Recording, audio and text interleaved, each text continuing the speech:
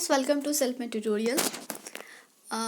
कल हम लोगों ने जो कंपलसरी क्वेश्चन होते हैं एमएड का जो ये सेशन चल रहा है, मैं बता दूं आपका जो ये सेशन चल रहा है बीएचयू इंट्रांस एमएड इंट्रांस का प्रिपरेशन का, उसमें हम लोगों ने 2009 का जो क्वेश्चन पेपर है उसका हमने कंपलसरी क्वेश्चन कर चुके हैं।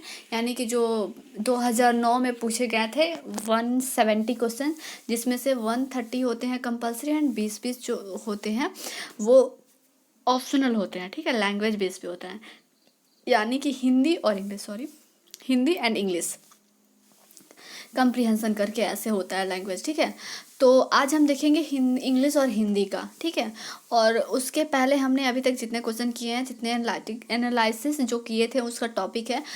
तो अगर आप चाहें बोले तो मैं आपको जो है टॉपिक वाइज अभी से ही पढ़ाना स्टार्ट करूं या कुछ क्वेश्चन और करा दूं उसके बाद, ताकि आपको पैटर्न पता चल जाए। तो आप हमें कमेंट करके ज़रूर बताइएगा। ओके, तो चलिए हम देखते हैं ये आज का जो है इंग्लिश लैंग्वेज कंप्रीहेंशन सेक्शन 2 और सेक्शन 3 में होगा आपका हिंदी लैंग्वेज का। ओके, तो देखिए यहाँ पे जो फर्स्ट होता है इसमें attempt all the 20 question in the section if you do not option for section 3 on Hindi language comprehension. ठीक है, यहाँ पे बोल रहा है कि अगर ये आपको 20 क्वेश्चन या 20 क्वेश्चन अटैम्प्ट करने हैं और अगर आपने हिंदी का लैंग्वेज कंप्रीहेंशन को चूज किया है तो आप ये नहीं करेंगे। ठीक है, और नहीं किए हैं तो ये करेंगे। ठीक है, तो अगर आपका इंग्लिश है तो इंग्लिश करें सिर्फ, और अगर किसी का हिंदी है तो सिर्फ आप हिंदी करें, इंग्लिश करने की कोई आवश्यकता नहीं है। ठीक है, तो चलिए देखिए यहाँ पे 4 alternatives are given as possible answers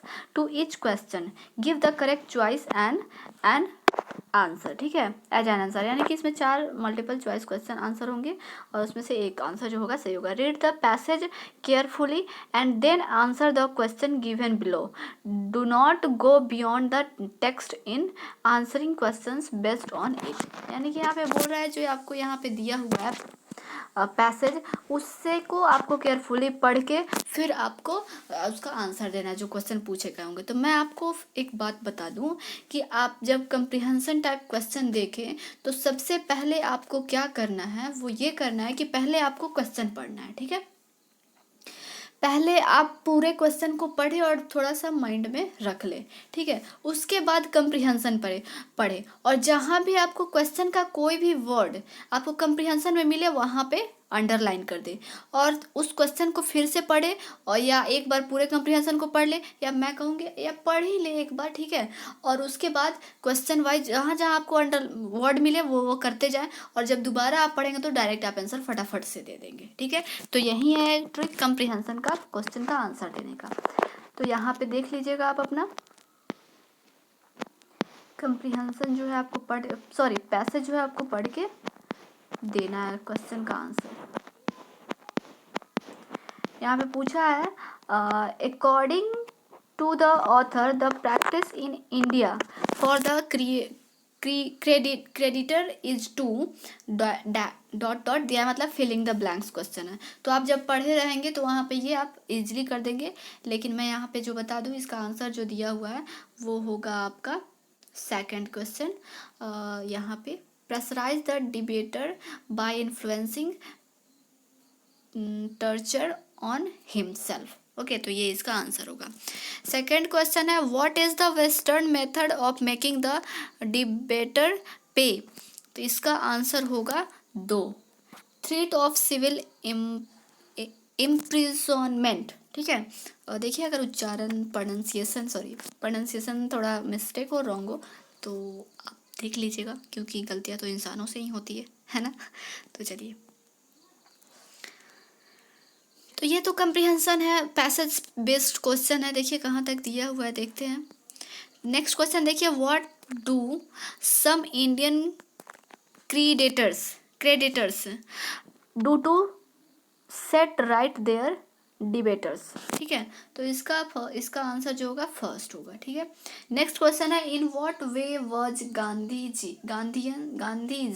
technique similar that of the creditors. ठीक है, क्रेडिटर्स, इसका आंसर होगा थर्ड। अभी पैसेज बेस्ड ही क्वेश्चन चल रहा है, 5 क्वेश्चन तो आपको इजीली ही मिल जाएंगे ऐसे ही करने को। How did Gandhi succeed in persuading the government, ठीक है। इसका आंसर जो होगा फर्स्ट होगा, by appealing to deeper lying emotions.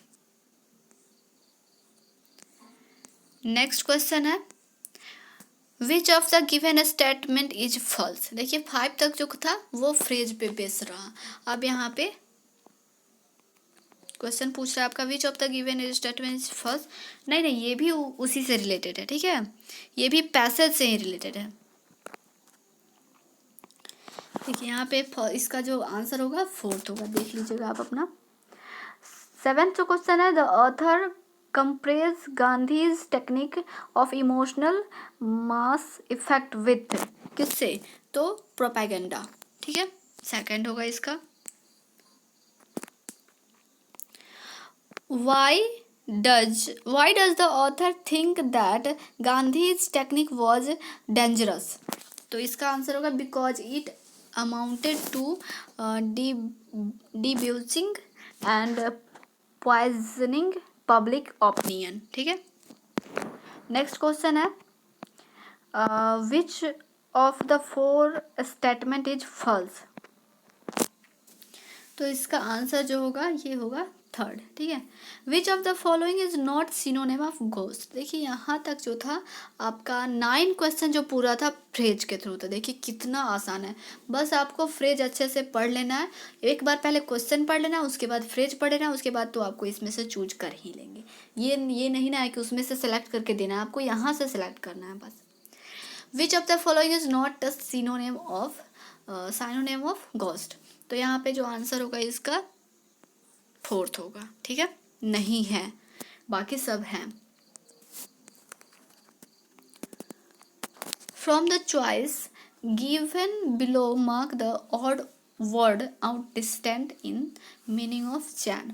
तो इसका फर्स्ट जो होगा आंसर होगा। नेक्स्ट क्वेश्चन है mark the word which is not similar in meaning of royal. तो इसका आंसर जो होगा वेल्दी ये होगा। देखिए यहाँ पे सिनोनिम्स कुछ पूछ रहे, साइनोनिम्स कुछ पूछ रहा है, तो साइनोनिम आप टॉपिक लिख सकते हैं, एनालिसिस में कुछ याद कर लेंगे तो आप हो जाएगा, ठीक है। नेक्स्ट क्वेश्चन है N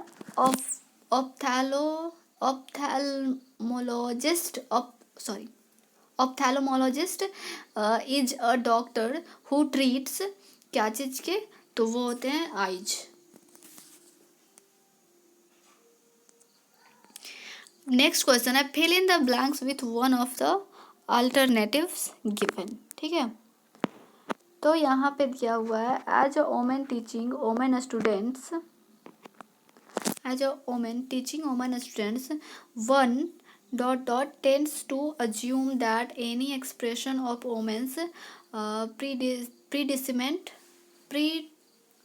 predicament or rebellion in a text will first be of special to these students, and further that it will arouse their special sympathy। तो इसका क्या होगा, तो इसका आंसर जो होगा ऑफन एंड इंटरेस्ट। देखिए फिल इन द ब्लैंक्स करने हैं, उसके बाद fill in the blanks with most of the appropriate alternatives, okay. तो he moral but not spiritual, ठीक है। A great Indian once said to me of Gandhi, another Indian said he is elusive, but there no doubt that he capable of the very highest form of truth। तो देखिए यहाँ पे जो ये fill in the blanks दिया है उसको आपको भरने हैं, ठीक है। तो इसका आंसर जो होगा फर्स्ट हो जाएगा, ठीक है। ये जो होते हैं आर्टिकल्स उसका यूज यहाँ पे हो रहा है, ये हो जाएंगे जो होते हैं ये जो मतलब प्रीपोजिशन आपने पढ़ा होना, जो मतलब जो आपको फिल करने होते हैं, तो ग्रामर से ग्रामेटिकल कुछ क्वेश्चन पूछे गए हैं, तो आप देख लीजिएगा। Fill in the blanks with the most appropriate word. देखिए यहाँ पे था अल्टरनेटिव्स था, अप्रोप्रिएट अल्टरनेटिव्स कैसे यूज किए जाते हैं, और यहाँ पे जो है वर्ड को ये करना है। तो why should propaganda be the dot dot preserve the western media just because they do it better. तो इसका आंसर होगा एक्सक्लूसिव। नेक्स्ट क्वेश्चन है fill in the blanks with the most appropriate word. देखिए आप जब पढ़ेंगे क्वेश्चन तो आपको ऑटोमेटिक ही हो जाएगा, ठीक है। तो यहाँ पे बोल रहा है when invading American soldiers are taken prisoners and dot dot on Iraqi, यहाँ पे मिसप्रिंट हो गया है, okay. TV George Bush says it violates the Geneva Convention and expose the evil at the heart of the regime, okay, regime है I think. तो इसका answer होगा ये सोन। Fill in the blanks with the most appropriate word. तो यहाँ पे word जो करना है तो दिया हुआ है the corporate revolution will dot dot if we refuse to buy what they are selling. तो इसका आंसर हो जाएगा 3, ठीक है। Fill in the blanks with the most appropriate alternatives, फिर से अल्टरनेटिव्स करने हैं तो इसका जो आंसर होगा 4th हो जाएगा। It is a special kind of metaphor in it inanimate objects and abstract ideas or qualities are spoken of as if they were person or human beings। तो इसका जो आंसर होगा पर्सनिफिकेशन हो जाएगा, ठीक है। तो ये 50% यानी 20 क्वेश्चन हो गए आपके इंग्लिश लैंग्वेज के। अब नेक्स्ट जो देखिएगा आप यहाँ पे देखिएगा हिंदी लैंग्वेज, हिंदी भाषा बोध का, ठीक है। तो यहाँ पे दिया हुआ है यदि आप खंड 2 में दिए गए अंग्रेजी भाषा बोध से संबंधित प्रश्नों को उत्तर नहीं देना चाहते तो इस खंड के हिंदी भाषा बोध से संबंधित सभी 20 प्रश्नों के उत्तर दीजिए। देखिए फॉर्म फिल करते टाइम ऐसा कुछ नहीं होता है कि हिंदी में देना है या इंग्लिश में देना है। आपको जो अच्छा लगे इस एग्जाम के टाइम, आपको जो आप ज़्यादा से ज़्यादा जिस सेक्शन को आप ज़्यादा से ज़्यादा फिल कर सकते हैं आप दे सकते हैं, ओके। तो फर्स्ट है देखिए आचार्य रामचंद्र शुक्ल के अनुसार आदिकाल की समय सीमा क्या है। तो इसका जो होगा फर्स्ट होगा, सॉरी ये नहीं होगा, ये होगा 1050 से 101375, ठीक है। क्योंकि ये ही है इसका। और जब हम पढ़ेंगे बस ये लिख लीजिए आप आचार्य रामचंद्र के अनुसार हिंदी साहित्य का विभाजन, ठीक है, काल का विभाजन, बस आप ये लिख लीजिए। और जब मैं आपको पढ़ाऊंगी बहुत ही ट्रिकी वे में, बहुत ही ईजी तरीके से कुछ स्पेशल नोट दूंगी मैं आपको, बस आप वही याद कर लेंगे, आपके लिए काफ़ी होगा, ठीक है। नेक्स्ट क्वेश्चन है 12 बरस लौ कुकर जीवै अरु 13 लौ जियस यार बरस 18 क्षत्रिय जीवै आगे जीवन को धिक्कार। ये पूछेगा किसकी पंक्तियाँ है। तो ये जो है जगनिक की है, ठीक है। और ये किस काल के हैं, ये किस रस से संबंधित हैं, ठीक है। तो ये सारे मैं आपको बताऊंगी, बस आप अभी के लिए देख लीजिए यहाँ और जगनिक लिख लीजिए। जगनिक से बहुत सारे क्वेश्चन, कभी जगनिक से पूछ देगा, कभी चंद्र बरदाई से। आपको जब करना है ना तो जगनिक, चंद्र बरदाई, नरपति नाला और दलपति, ये सब आपको लिखना है, ठीक है, ताकि आप इनके सारे जो कविताएं हैं, कविताएं हैं उनको आप याद कर सके, ठीक है। क्योंकि इस बार जगनिक पूछ दिया तो नेक्स्ट टाइम चंद्र बरदाई का पूछ देगा, नरपति नाला का पूछ देगा, ठीक है। तो ऐसे ही क्वेश्चन पूछ जाता है। जब आप क्वेश्चन देखेंगे पैटर्न तो आपको खुद पता चल जाएगा। तो इसका तो आंसर ये होगा। देखिए ये जो अल्लाह खंड का जो है अल्लाह छंद, अल्लाह और वीर रस, ये अल्लाह और उद्दल थे, उनकी के बारे में इन्होंने बताया है। तो यहीं उन्होंने गीत गाया है, ठीक है। तो सॉरी कविता लिखी है। तो आप जगनिक बस लिख लीजिए और चंद्र बरदाई, नरपति नाला, दलपति चारों लिख लीजिए, बस नाम ही लिख लीजिए, काफ़ी है, पढ़ने में आपको आसानी होगा। नेक्स्ट है भीतर भीतर सब रस चूसै हंसी हंसी के तन मन धन मूसै जाहिर बातन में अति तेज क्यों सखी साजन नहीं अंग्रेज। तो ये में किसकी पंक्तियाँ हैं, देखिए यहाँ पे भी पंक्तियाँ पूछा, तो ये है जो आपका भारतेंदु हरिश्चंद्र। तो आपको क्या करना है, भारतेंदु हरिश्चंद्र भी लिखना है, ये तो आपको दिमाग में रखना ही है। फिर मैथिली शरण गुप्त भी लिखना है, श्रीधर भी लिखना है, रामनरेश त्रिपाठी भी लिखना है, क्योंकि यही सारे जो हैं ये रचनाकार, तो इन्हीं से कुछ कविताएं लेकर के फिर से पूछ देता है। जैसे अगले टाइम मैथिली शरण गुप्त का ही कुछ पूछ देगा, ठीक है। उसके बाद प्रिय प्रवास के रचयिता कौन है, वैसे ही पूछ देगा। जैसे देखिए यहाँ पे मैथिली शरण फिर पूछा, तो अगर जब आपको पता होगा कि मैथिली शरण की कौन कौन सी रचनाएं हैं, तो आप जान जाएंगे कि ये नहीं है प्रिय प्रवास के, ठीक है। तो इसका पूछा है प्रिय प्रवास का रचयिता कौन है, तो ये अयोध्यासी उपाध्याय हरिऔध। फिर आपको क्या करना है, यहाँ पे दिनकर को भी लिख लेना है, जयशंकर प्रसाद को भी लिखना है, मैथिली शरण गुप्त, इतना आपको तो पढ़ना ही पड़ेगा, ठीक है। इनके कुछ कुछ जो इम्पोर्टेंट रचना है तो उन्हें आपको पढ़ना पड़ेगा। देखिए जैसे दिनकर का है, तो मैंने आपकी सुविधा के लिए लिख दिया है कुरुक्षेत्र और उर्वशी, ये जो है दिनकर की रचनाएं हैं, तो आपको याद करके रखना है कुरुक्षेत्र और उर्वशी, ठीक है। और यहाँ पे मैंने कुछ मैथिली शरण गुप्त की ये लिखे हैं, देखिए हैंड राइटिंग थोड़ी अच्छी नहीं है, फिर भी आप पढ़ लीजिएगा, आप लोगों के लिए अच्छा रहेगा। मैथिली शरण की जो रचनाएं हैं वो भारत भारती है, साकेत है, जयद्रथ वध है, ठीक है। और जयशंकर प्रसाद की जो है वो कामायनी है, आंसू है, लहर है, ठीक है। जयदेव की जो है वो गीत गोविंद है, सूरदास की है सुर सागर और साहित्य लहरी है, ठीक है। रसखान की जो है वो प्रेम वाटिका है।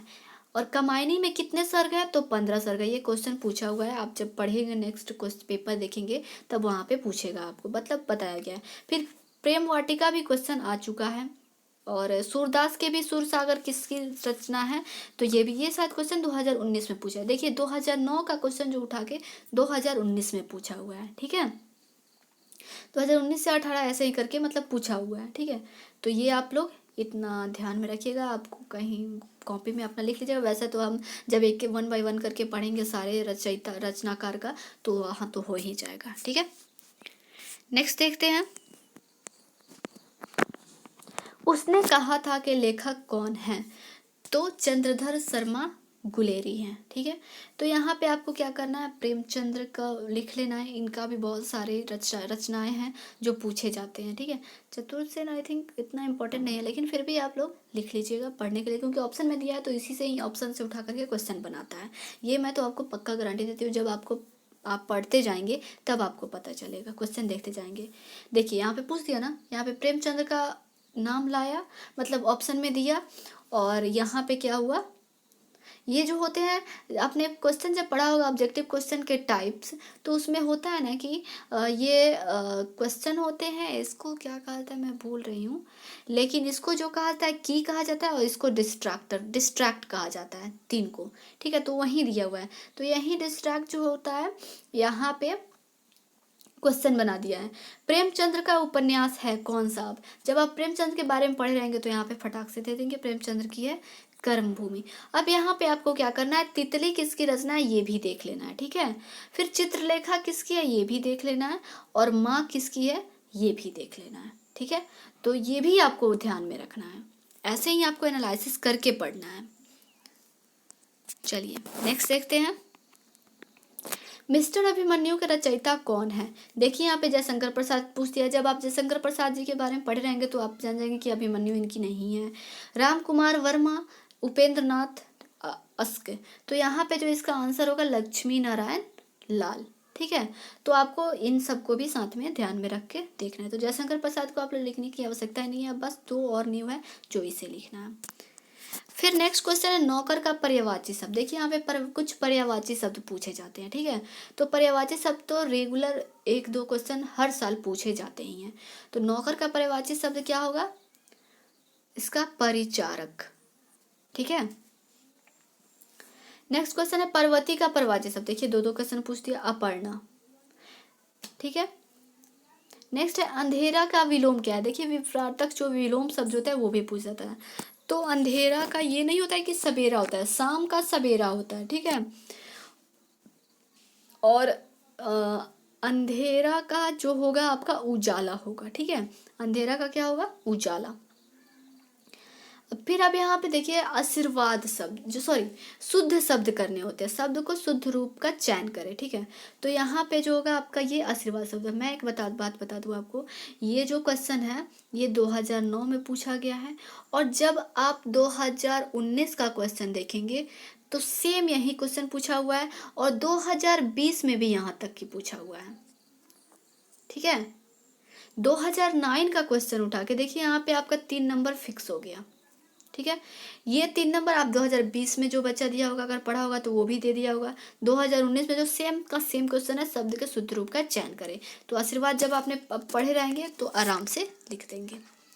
नेक्स्ट है शब्द के शुद्ध रूप का चयन करें, फिर से है। तो यहाँ पे देखिए निर्निमेष, इसका जो आंसर होगा मेष, जब आप पढ़े होंगे मेष राशि, तो मेष तो आपका ये ऐसे होता है, वो ये वाला सा होता है, तो आप यहाँ पे आसानी से लिख सकते हैं।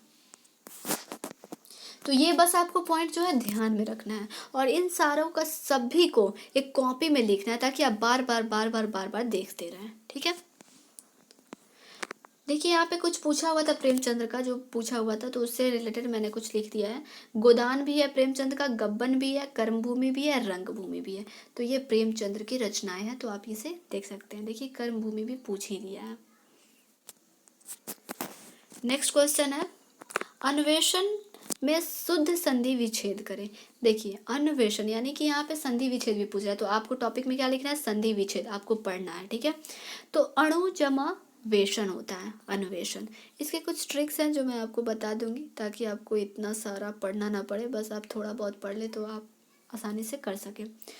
उल्लास में शुद्ध संधि विच्छेद करें, तो ये जो है उल्लास का होता है उत् जमा लास, ठीक है।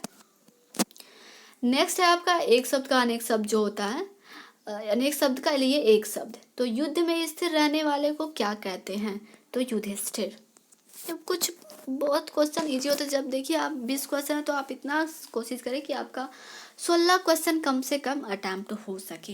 लेकिन अब तो मैंने देखा है 2020 में क्वेश्चन और 19 में तो 16 ही लैंग्वेज से जो क्वेश्चन आ रहे हैं पूछे जा रहे हैं। चलिए अच्छा ही है, इसमें ज़्यादा दिमाग लगाने की आवश्यकता नहीं पड़ेगी, ठीक है। लेकिन आपको मैक्सिमम से ज़्यादा जैसे 16 है तो 12 13 14 ऐसे करना पड़ेगा, 11 10 11 12, और 20 है तो 16 कम से कम। हिंदी का उद्भव किस भाषा से हुआ है, तो ये हुआ है अपभ्रंश से, ठीक है। ये हुआ है क्या, अपभ्रंश से। नेक्स्ट है विशेषण शब्द है, क्या है इसमें से विशेषण शब्द आपको चुनना है। तो इसमें क्या है 80। नीलकंठ के समासिक नाम क्या है।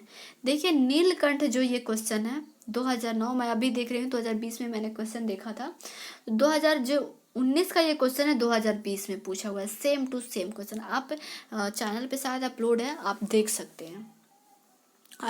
आशीर्वाद वाला भी आप देख सकते हैं और ये भी देख सकते हैं क्वेश्चन, ठीक है। आपको लग रहा हो कि मैं ऐसे ही बोल रही हूँ, लेकिन नहीं, आप देख सकते हैं।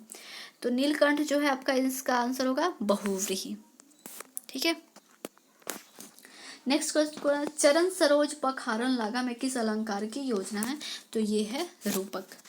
हिंदी का मूर्धन्य ध्वनियाँ है, कौन कौन से मूर्धन्य हैं, तो ये है ट। ये आपको थोड़ा पढ़ना होगा, किसने की दृष्टि से कितने भागों में बांटा है, कितने जो हिंदी के वर्णमाला है तो डिवाइड किया गया, वर्गीकरण किया गया, तो उसी में पढ़ना है। तो जब हम पढ़ेंगे तो इजीली पढ़ लेंगे, ओके, इसमें कोई टेंशन की बात नहीं है, ठीक है। तो आपको ये वीडियो कैसा लगा, अगर अच्छा लगा हो तो लाइक करें, और अगर ये आप हमारे टेलीग्राम चैनल से जुड़ना चाहते हैं तो वहाँ पे भी ज्वाइन कर सकते हैं, आप कुछ भी डिस्कस कर सकते हैं वहाँ पे, ओके। चलिए देखते हैं, यहाँ पे देखिए, यहाँ पे ये होगा आपका आंसर की, ठीक है। यहाँ पे देखिए, यहाँ पे दिया हुआ है यूईटी पीटी 2009 क्वेश्चन। यहाँ पे दिया हुआ है कि 3 marks to be awarded for each correct answer and 1 mark to be deducted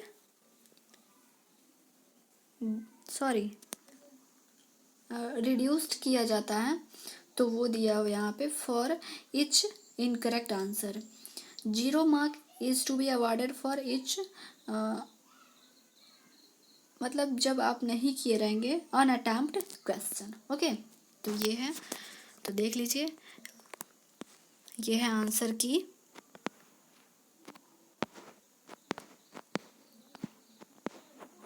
okay. देखिए यहाँ पे जो है कुछ क्वेश्चन मैंने बोला था ना, कुछ गलत हो जाते हैं क्वेश्चन। तो 1 से 30 जो है कंपलसरी है, और यहाँ पे जो ऑप्शनल है 1 2 पार्ट में डिवाइड किया हो गया है, एनी वन देना है, आपको चूज करना है। और देखिए यहाँ पे क्वेश्चन नंबर 19 103 22 आर डिलीटेड, यानी कि ये क्वेश्चन रॉन्ग थे। जब बच्चों ने रिस्पॉन्स किया तो ये गलत हो गए, ठीक है। तो 9 इवनली भी डिस्ट्रीब्यूटेड, सबको 9 क्वेश्चन दिए जाते हैं। अगर कोई क्वेश्चन रिस्पॉन्स गलत रहता है, मतलब आंसर गलत रहता है ये यूनिवर्सिटी की तरफ से, तो उसको सभी को इवनली नंबर डिस्ट्रीब्यूट किया जाता है, ठीक है। तो अगर आपको इसका पीडीएफ चाहिए, अगर आंसर की चाहिए with back year answer with back year question चाहिए, तो आप हमें कमेंट कर सकते हैं। Okay, so take care, bye bye. मिलते हैं नेक्स्ट वीडियो में न्यू एमएड क्वेश्चन 2010 के साथ, ठीक है।